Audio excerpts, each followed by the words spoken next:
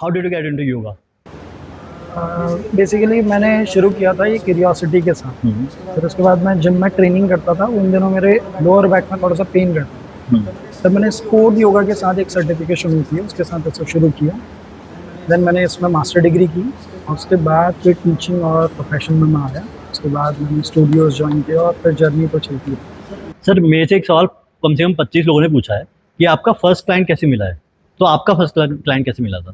First client पाने के लिए तुम्हें कोई भी बड़ा ऐड लगाने की ज़रूरत नहीं है, ये तुम्हें सिंपली रेफरल से ही मिल जाएगा। अपने जैसे तुम्हारी सर्टिफिकेशन पूरी हो जाएगी, उसके बाद तुम ये दिखाओ कि तुम क्या प्रॉब्लम सॉल्व कर सकते हो। आपका कोई भी relative WhatsApp status, Instagram status आपको आराम से आपका फर्स्ट क्लाइंट दे दे।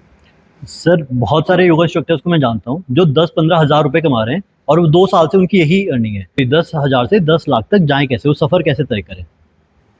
10,000 से 10 लाख जाने के लिए एक बात समझना बहुत क्लियरली ज़रूरी है कि आप क्लासेस टीच करके 10,000 से 10 लाख नहीं जा सकते। ठीक है, आपने पर स्टूडेंट्स की अप्रोच को छोड़कर आपने मल्टीपल अर्निंग स्ट्रीम्स पैदा करनी पड़ेगी।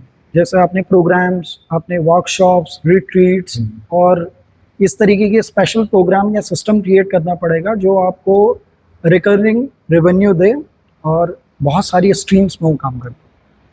ठीक है सर, हाईएस्ट अर्निंग आपकी आपकी क्या रही है योगा के थ्रू अब तक की जर्नी में, एक महीने में या एक दिन में?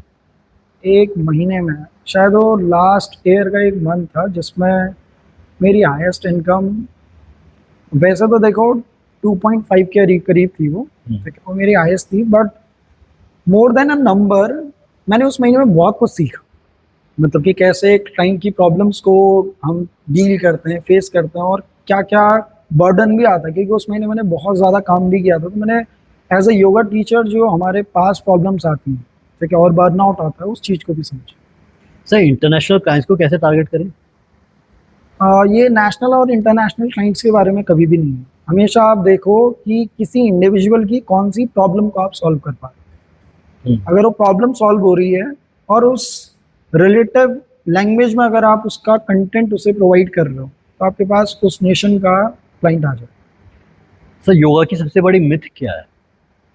मिथ सबसे बड़ी योगा की कि लोग योगा को सिर्फ फ्लेक्सिबिलिटी और रिलैक्सेशन का पार्ट मानते हैं, जबकि मैं मानता हूँ कि ये पूरा का पूरा लाइफस्टाइल का तरीका है। इससे स्ट्रेंथ और वेलनेस तो बढ़ ही सकती है, बट ये पूरा का पूरा एक रूटीन है, एक दिनचर्या का हिस्सा है जो आपको अपनी लाइफ में जोड़ना चाहिए।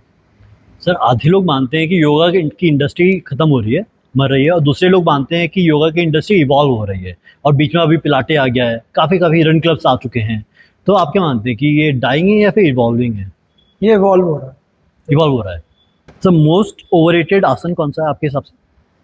मोस्ट ओवररेटेड आसन कोई भी एक ऐसा आसन जिसके हम फाइनल पोज को पाना चाहते हैं, जैसे वो पद्मासन हो सकता है, ठीक है, या कोई भी ऐसा आसन जिसको हम मानते हैं कि इसका शेप बहुत ज़रूरी है, उसके पीछे के न्यूरोलॉजिकल कनेक्शन को या उसकी सिग्निफिकेंस को हम भूल जाते हैं, वो ओवररेटेड आसन। मोस्ट अंडररेटेड आसन कौन सा है?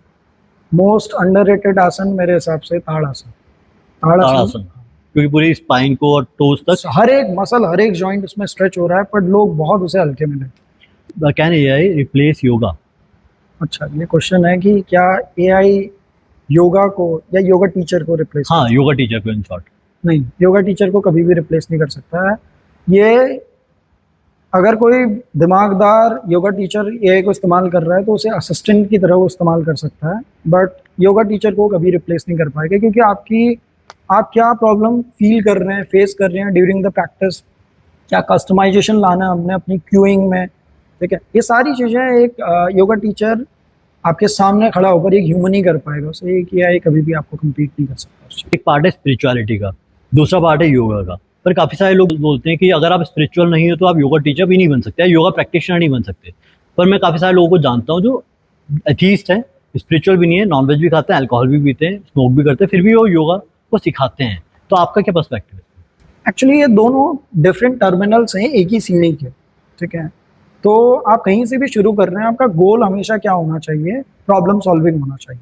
आप ईमानदारी से प्रॉब्लम सॉल्व करो और विद द टाइम आपके अंदर अपने आप ही क्या आएंगे? ट्रांसफॉर्मेशन आएंगे। क्योंकि किसी भी अल्कोहल कंज्यूम करने वाले को, किसी भी एडिक्शन में फंसे हुए व्यक्ति को अगर आप समझाओ कि ये चीज़ मत करो, तो जब तक उसकी चेतना में कोई परिवर्तन ना आए तो कोई भी नए ट्रांसफॉर्मेशन को नहीं एक्सेप्ट करेगा। तो मेनली हमने काम करना चाहिए पहले वैल्यूज़ के ऊपर, प्रॉब्लम सॉल्विंग के ऊपर, अपने आप स्पिरिचुअल पार्ट या इकोनॉमिकल पार्ट दोनों ही ग्रो करेंगे सर। सर अगर कोई इंसान अपना करियर स्विच कर रहा है, योगा में आना चाह रहा है, तो आप उसको एडवाइस क्या देंगे? पहली एडवाइस क्या करें? क्योंकि मोस्टली लोग क्या करते हैं 20 आवर्स के बाद एकदम सिखाना शुरू कर देते हैं और उनको शायद जानकारी भी नहीं होती इतनी योगा ये की। सबसे बड़ी गलती है, कभी भी ये नहीं करना चाहिए। जैसे आपका कोई और कैरियर है, वो आपको सपोर्ट कर रहा है किसी भी एंगल में, तो अपने एकदम से सर्टिफिकेशन पूरा होते ही अगले दिन से क्या नहीं करना चाहिए, योगा टीचिंग शुरू नहीं करनी चाहिए। आपने पहले से शुरू करना चाहिए पार्ट टाइम तरीके से या सेल्फ प्रैक्टिस से।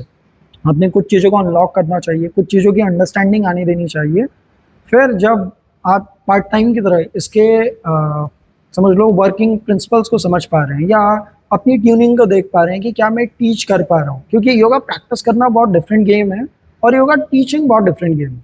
अगर आप टीच करते हुए ठीक ग्राफ में जा रहे हैं, आप लोगों की प्रॉब्लम सॉल्व कर पा रहे हैं, लोग चाह रहे हैं कि आप टीच करो, वो लोगों को रेफर कर रहे हैं, Right. ये सही सिग्नल है। और तब आपने क्या करना चाहिए, तब जाके एक लेवल के बाद आपने जब वो उस जॉब के लगभग आधा या 75% रेवेन्यू आपको देने लगे, तब आपने उसे स्विच कर देना चाहिए।